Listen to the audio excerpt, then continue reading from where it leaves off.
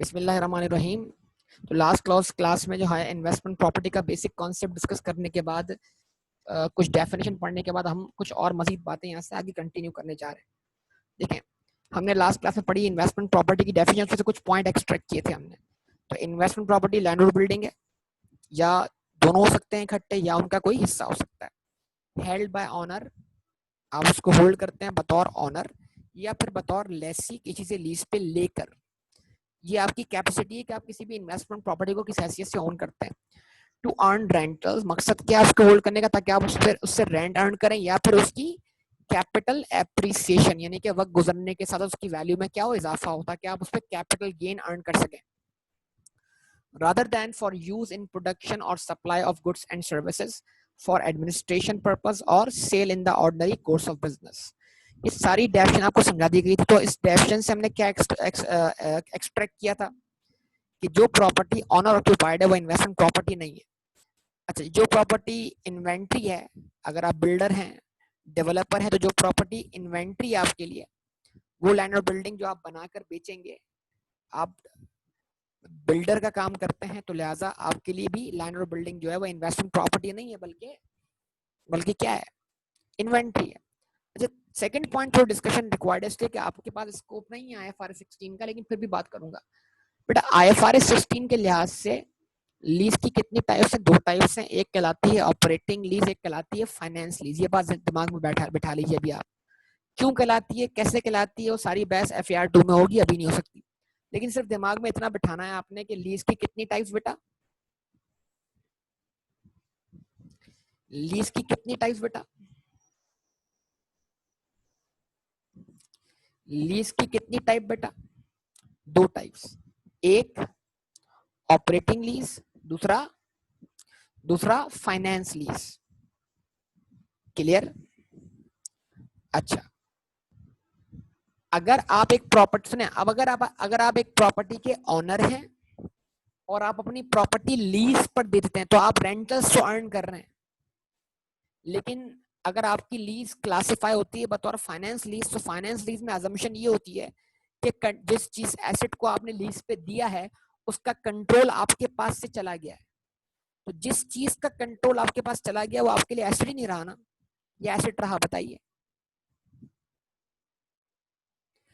तो अगर आप एक प्रॉपर्टी के ऑनर हैं, आपने वो एसेट किसी को लीज पे दिया है, तो ऑनर तो आप ही हैं। लेकिन अगर वो लीज फाइनेंस लीज है, तो कंट्रोल आपके पास से चला गया, तो अब वो आपके लिए एसेट नहीं रहा। क्लियर? तो जब एसेट नहीं रहा, तो क्या उसके इन्वेस्टमेंट प्रॉपर्टी बनने का सवाल पैदा होता है?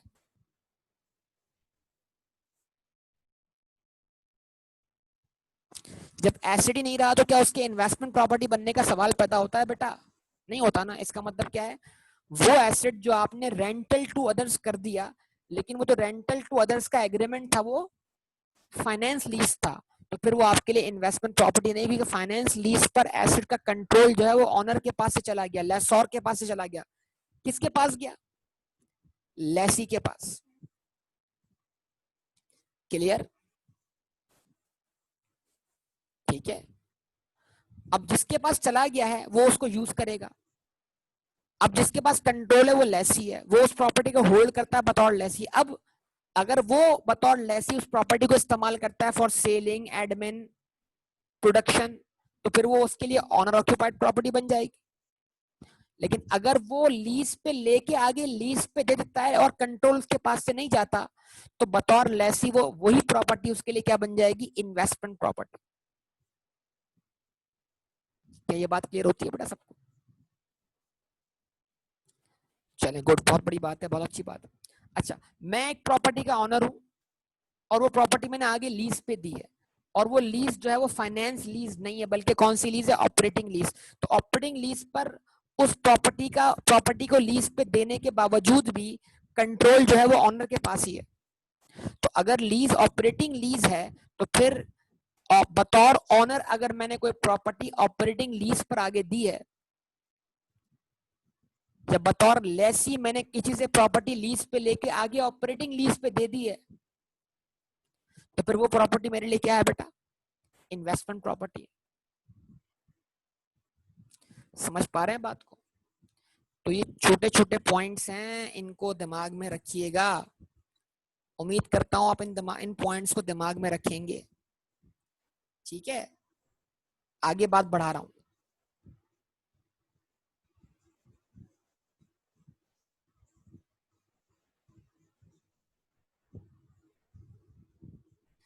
अब जब हम यहां से बात आगे लेके जा रहे हैं तो बेटा अब हम साथ साथ एग्जाम्पल्स कवर करने जा रहे हैं किस चीज,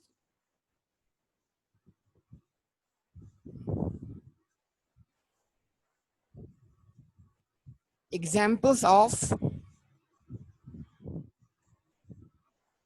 honour occupied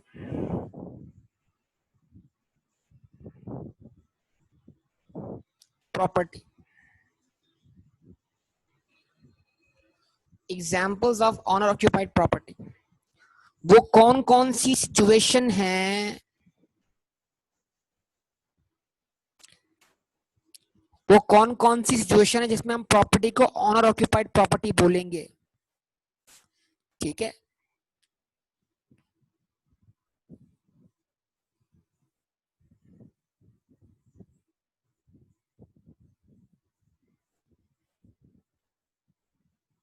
number 1, property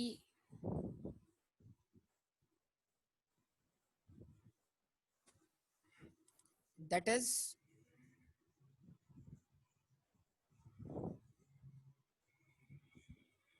owned,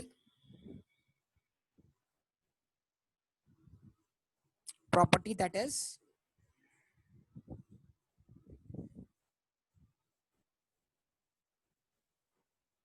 honour occupied, जिस पर ऑनर खुद ऑक्यूपाई किया हुआ, मतलब उस प्रॉपर्टी उसको उसके अपने कब्जे में, and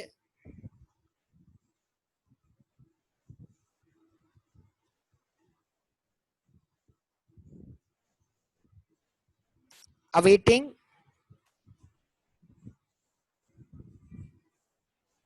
disposal।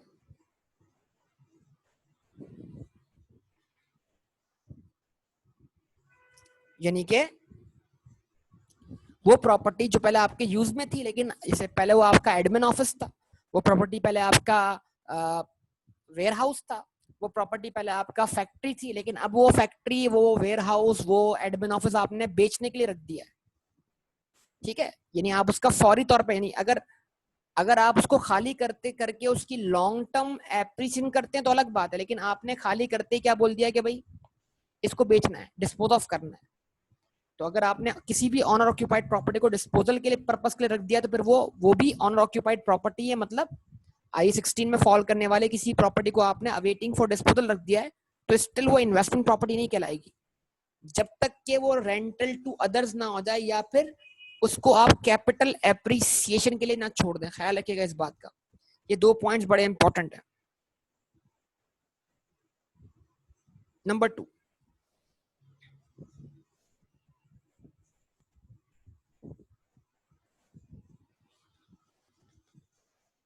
Property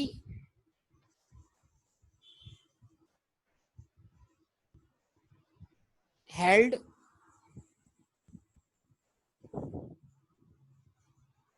for future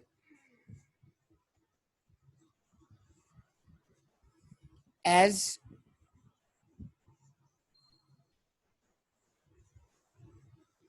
for future use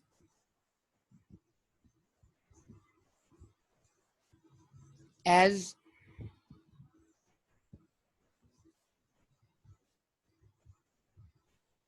owner occupied property।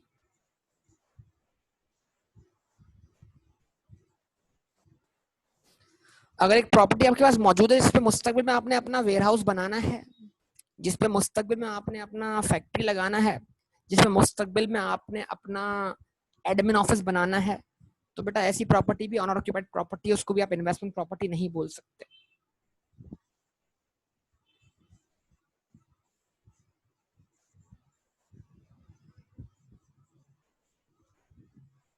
Factory buildings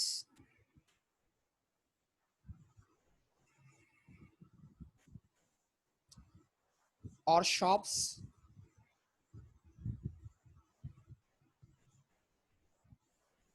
factory building और शॉप्स,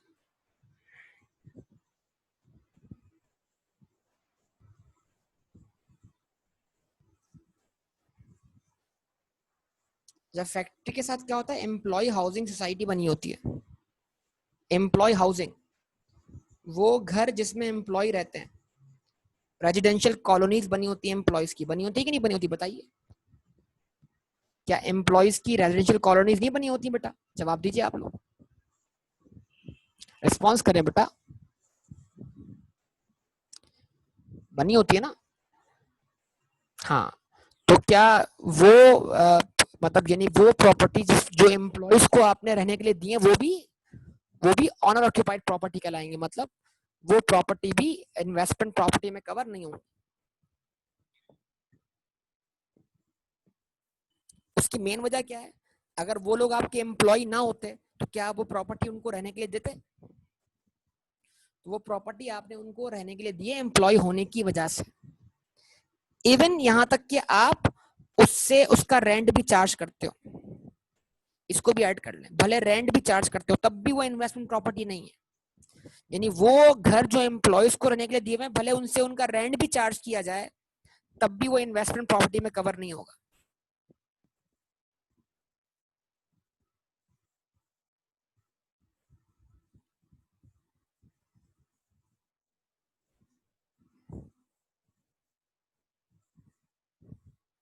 इवन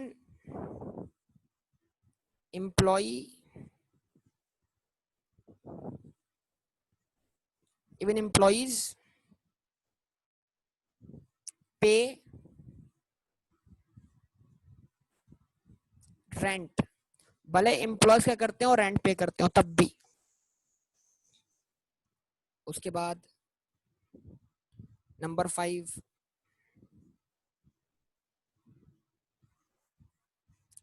एडमिनिस्ट्रेटिव बिल्डिंग।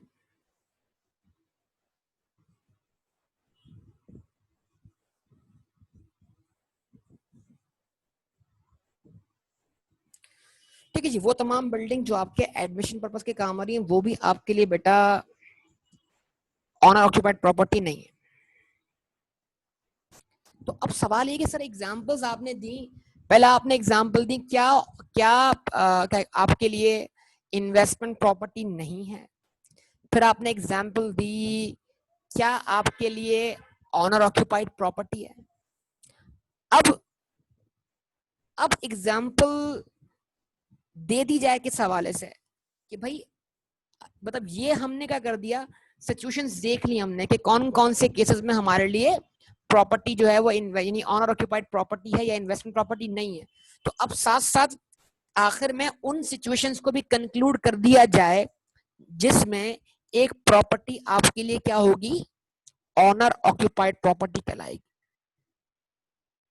ठीक है, तो अब इसका मतलब ये हुआ कि यहां पर आपको एग्जांपल्स दे दी जाएं किसकी, ऑनर ऑक्यूपाइड प्रॉपर्टी। उसके लिए मैं अगले पेज पे जा रहा हूं। एग्जाम्पल दीजिए आपको इन्वेस्टमेंट प्रॉपर्टी। तो फाइनली मैं एग्जांपल्स देने जा रहा हूं।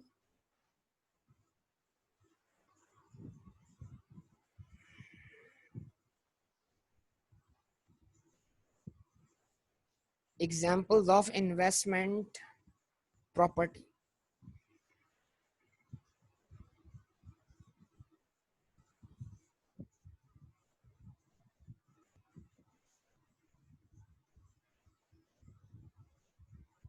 ठीक है, और क्या एग्जांपल्स हैं इन्वेस्टमेंट प्रॉपर्टी की?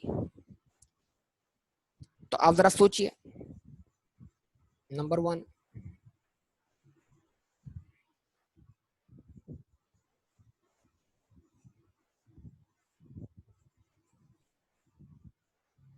Property held for long term capital appreciation.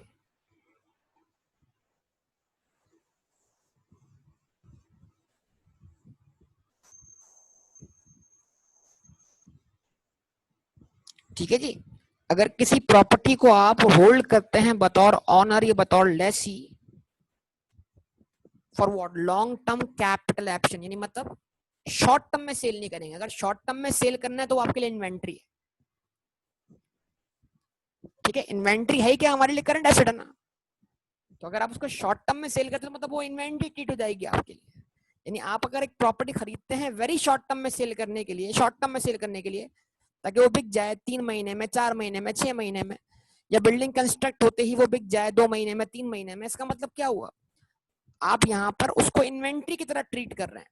लेकिन अगर आपने एक बिल्डिंग लेके छोड़ दी है और एक बिल्डिंग आपने, एक जमीन आपने प्लॉट लेके छोड़ दिया था कि उसकी वक्त गुजरने के साथ साथ क्या हो, वैल्यू में इजाफा हो, तो वो लॉन्ग टर्म कैपिटल एप्रिसिएशन की मतलब क्या हुआ, क्या हुआ इसका मतलब क्या है, वो आपके लिए फिर इन्वेस्टमेंट प्रॉपर्टी बन जाएगा। तो मतलब इन्वेस्टमेंट प्रॉपर्टी और इन्वेंट्री, यानी लैंड और बिल्डिंग को इन्वेस्टमेंट प्रॉपर्टी माना जाए या इन्वेंट्री माना जाए, उसमें जो है वो फर्क आपको कैसे मिलेगा, देखें, लॉन्ग टर्म कैपिटल एप्रिसिएशन के बाद भी बेचना ही है और शॉर्ट टर्म में भी बेचना बेचना ही है, दोनों का मकसद बेचना, अल्टीमेटली बेचना तो है। लेकिन जनाब फर्क ये कि शॉर्ट टर्म में बेचने वाला जो है वो शॉर्ट टर्म वाला कारोबार कर रहा होगा, मतलब प्रॉपर्टी खरीदता है, प्रॉपर्टी बेचता है, प्रॉपर्टी खरीदता है, प्रॉपर्टी बेचता है, प्रॉपर्टी बनाता है, प्रॉपर्टी बेचता है, तो फिर वो फुल टाइम बिजनेस ही कर रहा है ना, उसका तो फिर बिजनेस ही ये हुआ ना, प्रॉपर्टी खरीदना और बेचना। तो फिर उसको तो क्या ट्रीट करना चाहिए, उसको इन्वेंट्री ट्रीट करना चाहिए। लेकिन एक शख्स वो है जो प्रॉपर्टी खरीद लेता है बिजनेस के अलावा, अदर अपने बिजनेस के बाकी रिसोर्सेज जो है उनको इन्वेस्ट कर देता है किसी प्रॉपर्टी में और उसको छोड़ देता है for what, capital value appreciation. तो अब यहाँ उसकी नीयत से पता लग जाता है कि भाई ये जो प्रॉपर्टी है इसके लिए क्या है, इन्वेस्टमेंट प्रॉपर्टी। तो ये बुनियादी बातें कर रहा हूँ, छोटी छोटी बातें कर रहा हूँ, और इनको अच्छी तरह आप दिमाग में बैठा लें। इनसे रिलेटेड एमसीक्यूज बहुत आ सकते हैं, तो जहां एमसीक्यूज आ सकते हैं वहां मैं आपको बहुत ज्यादा की पॉइंट्स दूंगा ताकि वो एमसीक्यूज आपसे क्या हो, इंशाल्लाह सॉल्व हो।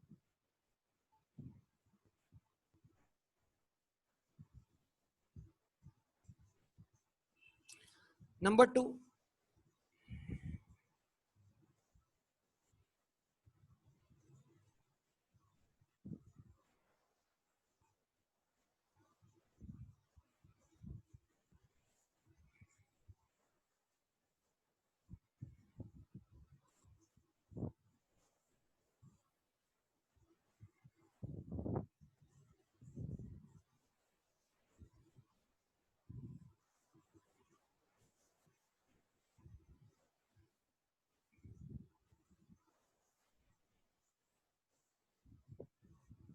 अब बिल्डिंग, बेटा बिलाल, हमसे मुराद हम हमेशा क्या होता है, हमारा बिजनेस होता है। हम अकाउंटिंग कर रहे हैं किसके लिए, बिजनेस के लिए। पहली बात इस बात को दिमाग में रखना, ठीक है। मैं जवाब दे रहा हूँ आपके सवाल का, लेकिन मैं ये पॉइंट सारे कंप्लीट कर लूँ।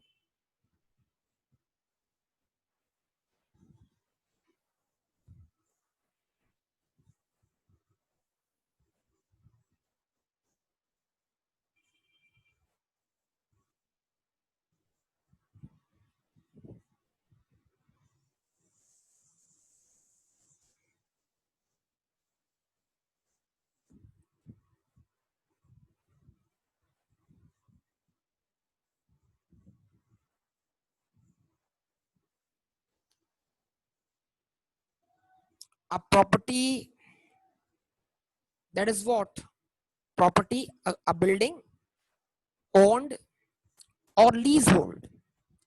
या तो प्रॉपर्टी आप ओन करते हैं, लीज होल्ड, वो क्या किया आपने, लीज आउट की, lease out under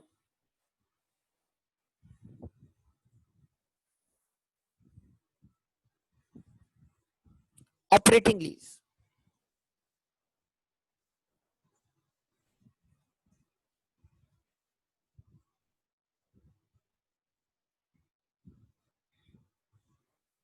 a vacant,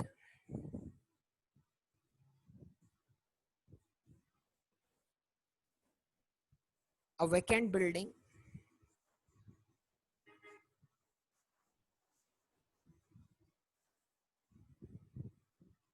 with the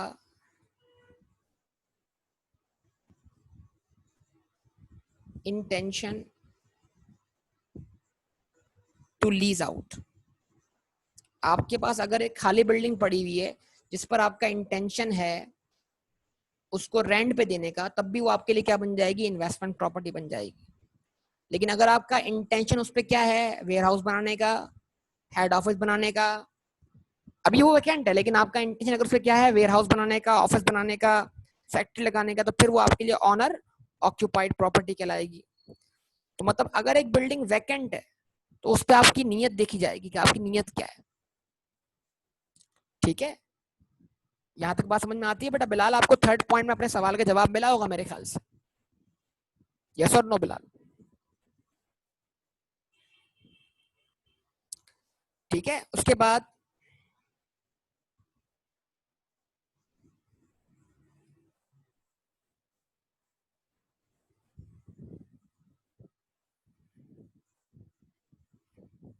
एक प्रॉपर्टी जो कि अंडर कंस्ट्रक्शन है, a property being constructed,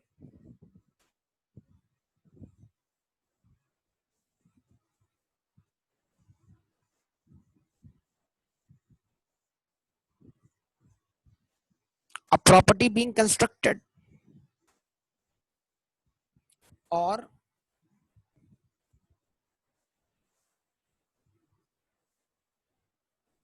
developed, a property being constructed or developed for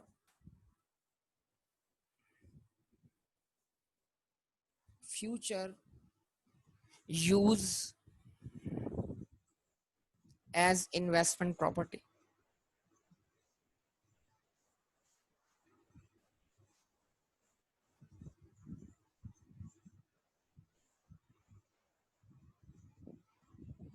ठीक है,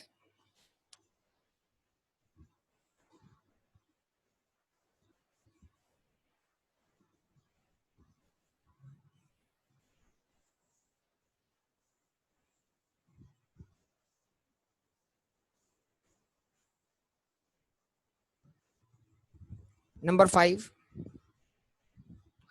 a land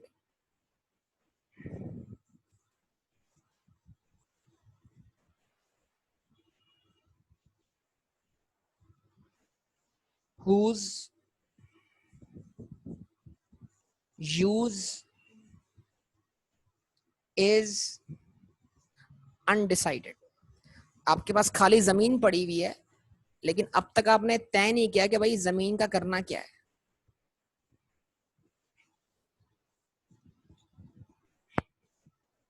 तो फिर हम ऑटोमेटिकली अज्यूम कर लेंगे कि जमीन खाली पड़ी हुई है और हमने अब तक सोचा नहीं इसका करना क्या है, तो बाय डिफॉल्ट हमारी नीयत क्या हो जाएगी कि यार जमीन पड़ी रहे, वक्त के साथ साथ इसकी वैल्यू में क्या होगा, इजाफा होगा। तो अगर एक जमीन है जिसका यूज ही अनडिसाइडेड है कि इसका करना क्या है, तो फिर ऑटोमेटिकली बाय डिफॉल्ट वो कहाँ चली गई, फॉर कैपिटल एप्रिसिएशन। यस और नो जवाब दें। यहाँ तक जो मैंने एग्जांपल्स दी हैं, जो पॉइंट्स आपके सामने रखे हैं बेटा, ये सारे टेक्निकल पॉइंट्स हैं, और कुछ स्टैंडर्ड्स जो हैं उसमें बहुत पॉइंट्स निकल आते हैं हमारे पास, इस ध्यान में रखिएगा।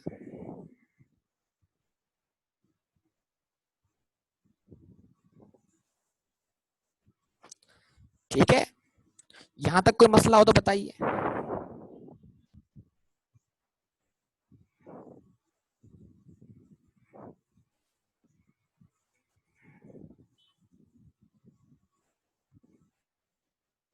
कोई सवाल? यहाँ तो बिलाल, आपके सवाल का जवाब कवर हुआ या नहीं हुआ? अगर नहीं हुआ तो फिर मैं जवाब देता हूँ अलग से।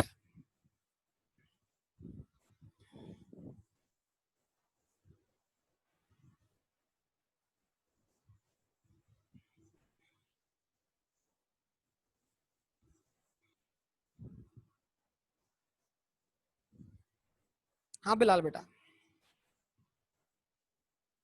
जी बेटा।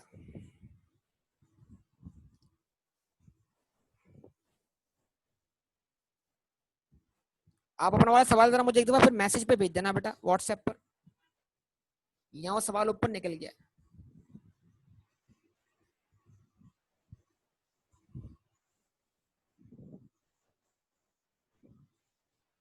बेटा करंटली अगर वो बिल्डिंग रेंट पर है तो वो इन्वेस्टमेंट प्रॉपर्टी है, और मुस्तकबिल में जब आप उसको अपने टेनेंट से खाली करवाकर टेनेंट से खाली करवा के क्या करोगे, जब अपने ऑन ऑक्यूपाइड यूज में लोगे तो फिर वो इन्वेस्टमेंट प्रॉपर्टी रिक्लासिफाई होगी। तो रब नवाज, ये आपका सवाल का जवाब भी कवर होने वाला है आगे चल के। वो क्या होगा जनाब कि अगर एक प्रॉपर्टी आज ऑनर ऑक्यूपाइड प्रॉपर्टी है और फिर मेरा इंटेंशन क्या होता है, चेंज होता है, तो क्या वो ऑनर ऑक्यूपाइड से इन्वेस्टमेंट बन सकती है, इन्वेस्टमेंट से ऑनर ऑक्यूपाइड बन सकती है? बिल्कुल, ये ट्रांसफॉर्मेशन हो सकती है बिल्कुल। तो अगर आज एक प्रॉपर्टी रेंटल टू अदर्स है, लेकिन मुस्तकबिल में आपका प्लान ये है कि आप उसको टेनेंट से खाली करवा कर उस पर खुद अपना हेड ऑफिस बना लेंगे, तो फिल वक्त तो वो आपके लिए इन्वेस्टमेंट प्रॉपर्टी है। जब आप मुस्तकबिल में उसको खाली करवा देंगे और उस पर हेड ऑफिस बनाएंगे तो उस वक्त जाके वो क्या बनेगी बेटा, ऑनर ऑक्यूपाइड प्रॉपर्टी बन जाएगी।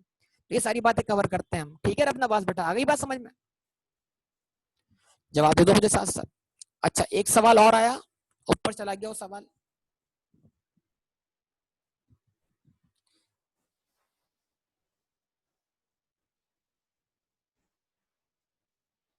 तो अभी भी देखें, वो प्रॉपर्टी जिसका जिसके बारे में अभी आपका इंटेंशन, जैसे अगर बिल्डिंग है तो बिल्डिंग के बारे में तो आपने सोचा हुआ होगा ना कि उसका क्या करना है।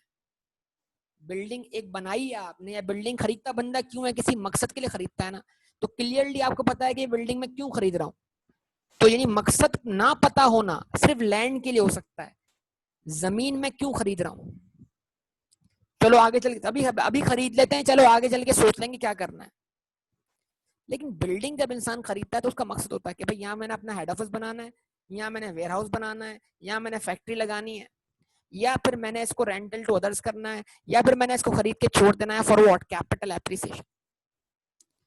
तो अगर बिल्डिंग है और बिल्डिंग खरीद के अगर आपने छोड़ दी है, या अगर आपने अभी बिल्डिंग खरीद ली है लेकिन आपका अभी वहां पर वेयर हाउस बनाने का इंटेंशन नहीं है, मुस्तकबिल में आपका वेयर हाउस बनाने का इंटेंशन है, तो मतलब ये हुआ ना कि ये बिल्डिंग आपने परचेज की है with the intention of what, ware house.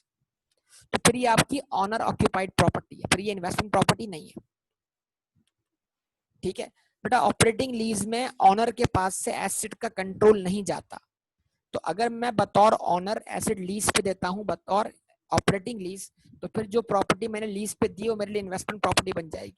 लेकिन फाइनेंस लीज के अंदर कंट्रोल ऑनर के पास से चला जाएगा, तो अब कंट्रोल जिसके पास जाएगा उसके लिए सवाल होगा कि उसके लिए वो इन्वेस्टमेंट प्रॉपर्टी है या नहीं है। शहीर बेटा सही है।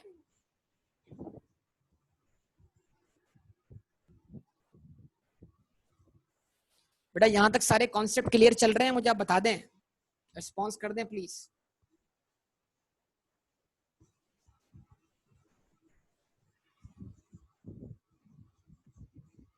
Joint use of property, property का joint use.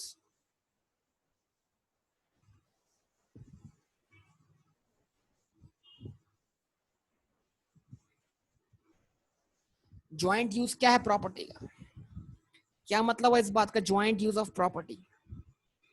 What do you mean by that, joint use of property?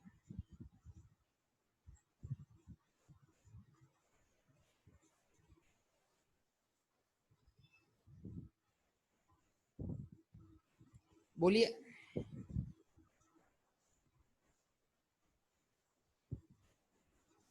No, co owner अलग चीज है बेटा। को ऑनर का मतलब क्या, ज्वाइंट ऑनर। मैं ज्वाइंट यूज की बात कर रहा हूँ।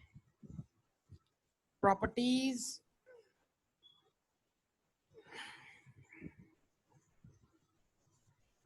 Where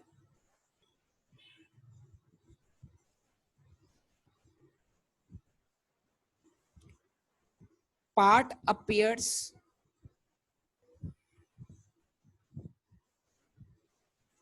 to be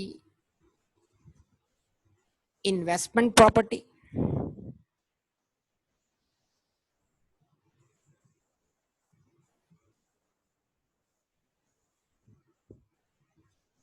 part appears to be property plant equipment। ये पॉसिबल है बेटा। भाई एक बिल्डिंग है उसके दो फ्लोर हैं, एक बिल्डिंग है उसके दो फ्लोर्स हैं, एक फ्लोर आपके बिजनेस के यूज में है, दूसरा फ्लोर जो है वो रेंटल टू अदर्स है। अब क्या करें?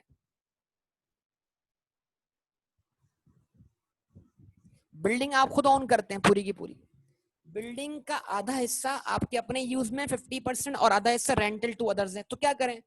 3 रिजल्ट बनते हैं इसके। या तो पूरी प्रॉपर्टी को इन्वेस्टमेंट प्रॉपर्टी मान लें, नंबर 1। नंबर 2, या तो पूरी प्रॉपर्टी को प्रॉपर्टी प्लांट इक्विपमेंट मान लें। या नंबर 3 ऑप्शन आपके पास क्या है कि 50% प्रॉपर्टी को आप इन्वेस्टमेंट प्रॉपर्टी मान लें, या 50% प्रॉपर्टी को आप क्या मान लें?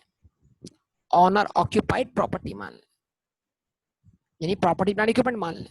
कौन से ऑप्शन की, मतलब लॉजिकली बताइए जरा, आप कौन से ऑप्शन की तरफ जाएंगे? लॉजिकली सोचिएगा, आप कौन से ऑप्शन की तरफ जाएंगे?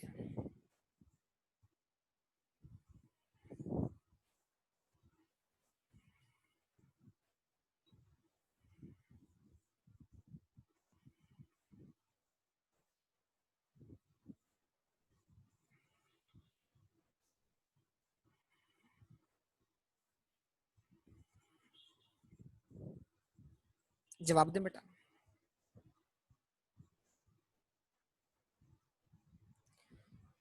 पार्ट को हम क्या मान लेंगे?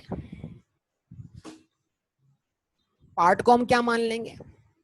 Investment property. और पार्ट को हम क्या मान लेंगे? Owner occupied property.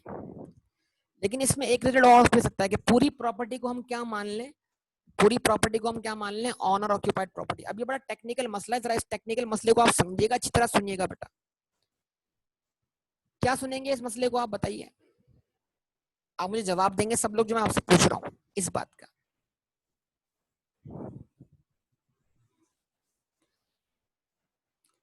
आपके बिजनेस के पास, एग्जाम्पल सुनेगा, आपके बिजनेस के पास एक बिल्डिंग है जिसमें कितने फ्लोर्स हैं? 2 फ्लोर्स हैं, करेक्ट? यस और नो, जल्दी जवाब दीजिए मुझे, आप तक बात पहुंच रही है? अच्छा, फ्लोर 1 आपके ऑफिस के तौर पे इस्तेमाल होता है, और फ्लोर 2 जो है वो रेंटल टू अदर्स है। अब क्वेश्चन क्या राइज हो रहा है कि क्या मैं पूरी प्रॉपर्टी को प्रॉपर्टी प्लांट इक्विपमेंट मानूं, या मैं पूरी प्रॉपर्टी को क्या मानूं? इन्वेस्टमेंट प्रॉपर्टी मानूं, या मैं पार्ट को इन्वेस्टमेंट प्रॉपर्टी मानूं और पार्ट को प्रॉपर्टी प्लांट इक्विपमेंट मानूं? तो सबसे बेस्ट ऑप्शन यही है कि पार्ट को मैं क्या मानूं? इन्वेस्टमेंट प्रॉपर्टी मानूं, और पार्ट को प्रॉपर्टी प्लांट इक्विपमेंट मानूं। लेकिन ये बात, इस ऑप्शन की तरफ जाने के लिए कुछ शराइत हैं, कुछ टर्म्स एंड कंडीशंस हैं। वो टर्म्स एंड कंडीशन पूरी होनी चाहिए। अब वो टर्म्स एंड कंडीशन क्या है कि वो पार्ट जो रेंटल टू अदर है, क्या मैं उसको अलग से बेच सकता हूं? क्या मैं उसको अलग से फाइनेंस लीज पे किसी को दे सकता हूं? यानी इसमें एबिलिटी दिख जा रही है, एबिलिटी, एबिलिटी मतलब मैंने बेचा नहीं है, मेरा बेचने का इंटेंशन नहीं है। एबिलिटी, क्या मैं आधी बिल्डिंग अलग से बेच सकता हूं? क्या मैं आधी बिल्डिंग अलग से फाइनेंस लीज पर किसी को दे सकता हूं? एबिलिटी चेक करनी है, एबिलिटी। तो अगर इन सवालात का जवाब क्या आता है? यस आता है कि आधी बिल्डिंग को अलग करके बेचा जा सकता है, आधी बिल्डिंग को अलग करके फाइनेंस लीज पे, यानी आधी बिल्डिंग का कंट्रोल किसी और को ट्रांसफरेबल है, एबिलिटी बोल रहा हूं। तो अगर इन सवालात का जवाब क्या मिलता है बेटा? यस मिलता है। तो इसका मतलब यह है कि वो आधी प्रॉपर्टी आपके लिए जो है वो क्या है? इन्वेस्टमेंट प्रॉपर्टी है, क्योंकि आप उसको अलग करके बेच सकते हैं, अलग करके आप उसको किसी और को ट्रांसफर कर सकते हैं। क्या ये मेरी बात आपको समझ में आती है बेटा?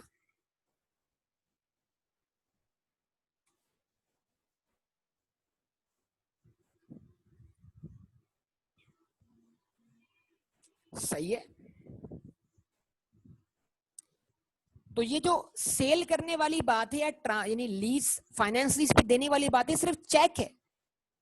चेक का मतलब क्या है? क्या ये होना मुमकिन है? क्या उस प्रॉपर्टी में से आधे हिस्से को अलग करके बेचा जा सकता है? अच्छा, सही है जी, ओके। अब उसके बाद अगर आपको इसका जवाब नो मिलता है, नो, नो का मतलब क्या है कि नहीं भाई, आधी बिल्डिंग अलग से, बिल्डिंग बिकेगी तो पूरी बिकेगी, बिल्डिंग अगर फाइनेंस लीज पे जाएगी तो पूरी जाएगी, आई आधी वाली बात सही नहीं है। तो इसका मतलब ये हुआ कि अगर इसका जवाब नो है, तो फिर इसका मतलब ये हुआ कि आप पार्ट को इन्वेस्टमेंट प्रॉपर्टी या पार्ट को प्रॉपर्टी प्लांट इक्विपमेंट ट्रीट नहीं कर सकते। या तो फिर आपको पूरे को इन्वेस्टमेंट प्रॉपर्टी ट्रीट करना होगा, या फिर आपको पूरे को प्रॉपर्टी प्लांट इक्विपमेंट ट्रीट करना होगा। तो अब पूरे को इन्वेस्टमेंट प्रॉपर्टी कब ट्रीट करें और पूरे को प्रॉपर्टी प्लांट इक्विपमेंट कब ट्रीट करें, ये सवाल उठेगा। तो देखना जनाब कौन सा पोर्शन सिग्निफिकेंट है। अगर इन्वेस्टमेंट प्रॉपर्टी वाला पोर्शन सिग्निफिकेंट है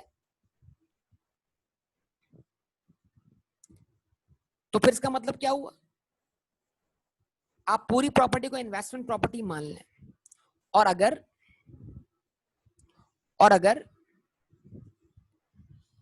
प्रॉपर्टी प्लांट इक्विपमेंट वाला मतलब ऑनर ऑक्यूपाइड पोर्शन सिग्निफिकेंट है, तो आप क्या करें, पूरी प्रॉपर्टी को ऑनर ऑक्यूपाइड प्रॉपर्टी मान लें। इसका मतलब अब तक हमने क्या सीखा, अब तक हमने ये सीखा कि हमारी पहली कोशिश ये होगी कि हम पार्ट प्रॉपर्टी को इन्वेस्टमेंट प्रॉपर्टी माने और पार्ट को क्या माने, प्रॉपर्टी प्लांट इक्विपमेंट।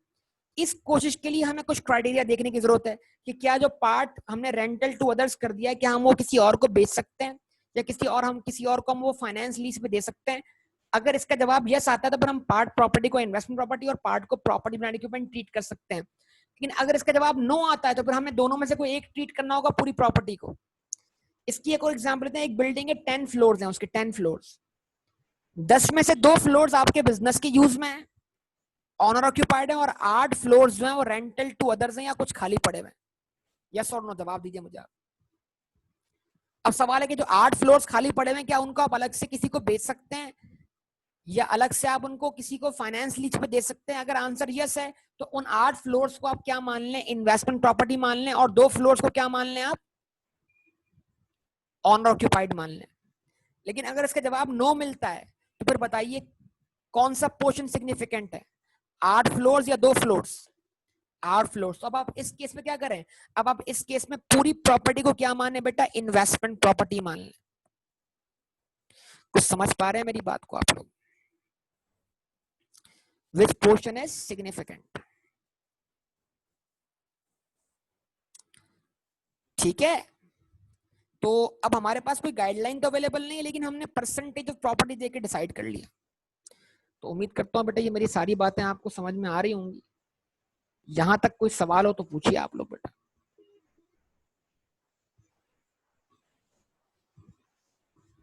ठीक है बेटा, तो मैं इसको यहाँ तक स्टॉप करूंगा इंशाल्लाह, फिर इस पर एक्सरसाइज करेंगे अगली क्लास में, कुछ आपसे सिनेरियोस पूछेंगे आपसे। 50% वाली बात तो मैं पहले ही कर चुका बेटा, 2 फ्लोर वाली एग्जाम्पल देके मेरे बच्चे वजात। तुम नई एग्जाम्पल में सवाल कर रहे हो, मैंने तो पहली एग्जाम्पल ही 1 फ्लोर और 2 फ्लोर की दी थी बेटा। यस और नो बताओ। अच्छा अब सवाल का जवाब है, हाँ अच्छा कोई मसला नहीं। अब सवाल का जवाब बड़ा आसान है कि 5 फ्लोर आपके पास है, 5 फ्लोर किसी और के पास है, तो फिर यहाँ जजमेंट अप्लाई होगी ना कि जो 5 फ्लोर है उनकी अहमियत ज्यादा है, जो 5 फ्लोर रेंटल टू अदर है। फिर अगर आप परसेंटेज के लिहाज से इक्वली डिवाइडेड हो तो फिर आप इंपॉर्टेंस के लिहाज से देखें, फिर आप वेटेज देख लें, फिर आप क्या करें, प्रॉपर्टी जो नीचे के 5 फ्लोर्स हैं उनकी मार्केट वैल्यू ज्यादा है, ऊपर के 5 फ्लोर्स की मार्केट वैल्यू कम, मतलब मुख्तलिफ असेसमेंट आप अप्लाई करके देख सकते हैं, मुख्तलिफ जजमेंट अप्लाई करके देख सकते हैं। तो मुख्तलिफ, फिर अगर आप बिल्कुल इक्वली डिवाइडेड हैं तो फिर आप कोई वेटेड एवरेज वाला फार्मूला इस्तेमाल कर लें। अगर आप एवरेज इस्तेमाल नहीं करें तो फिर आप वेटेड एवरेज की तरफ निकल जाएं कि अहमियत देख लें, अहमियत कौन से वाले पोर्शन की ज्यादा है। अब हमारे पास जीती जागती एग्जाम्पल मौजूद है, स्टेट लाइफ बिल्डिंग हमारे पास है कि नहीं है, हर शहर में बनी हुई तकरीबन स्टेट लाइफ बिल्डिंग। अब आप बताइए स्टेट लाइफ की बिल्डिंग हम देखते हैं प्रैक्टिकली, बताइए तो मुश्किल से स्टेट लाइफ बिल्डिंग के जो 2 फ्लोर्स हैं या 1 फ्लोर है वो उनके यूज में होंगे, बाकी उन्होंने नादरा वालों को दिया हुआ है, इधर जैबिस्ट वालों को दिया हुआ है, इस तरह मतलब, या काफी फ्लोर्स तो स्टिल जो है वो खाली पड़े हुए। जवाब दें। तब सवाल क्या है, क्या स्टेट लाइफ अपने बाकी फ्लोर्स को अलग से बेच सकता है, क्या फाइनेंस लीज बेच सकता है, आंसर यस है। तो जो फ्लोर्स खाली पड़े हुए या रेंटल टू अदर्स हैं उनको वो इन्वेस्टमेंट प्रॉपर्टी ट्रीट करेंगे अपनी बुक्स में स्टेट लाइफ वाले, और जो हिस्सा उनके यूज में उसको वो क्या ट्रीट करेंगे, क्या ट्रीट करेंगे, ऑनर ऑक्यूपाइड प्रॉपर्टी। लेकिन अगर ये पूरी बिल्डिंग ही एक साथ सेल हो सकती है, ठीक है, और इसका कोई फ्लोर अलग अलग सेल नहीं हो सकता, फिर ये पूरी बिल्डिंग इन्वेस्टमेंट प्रॉपर्टी है। क्यों? क्योंकि मेजॉरिटी बिल्डिंग जो है वो रेंटल टू अदर्स है या वो वैकेंट पड़ी हुई है। जवाब दें। ठीक ठीक है बेटा, तो उम्मीद करता हूँ ये सारी बातें आपको समझ में आएंगी। यहाँ तक इसको स्टॉप करेंगे, बाकी सारा डिस्कशन आपसे अगली क्लास में करेंगे। और इसकी कुछ इलस्ट्रेशन मतलब यानी कि आपसे बात करेंगे कुछ सिनेरियोस के ऊपर। ओके बेटा, अल्लाह हाफ़िज़।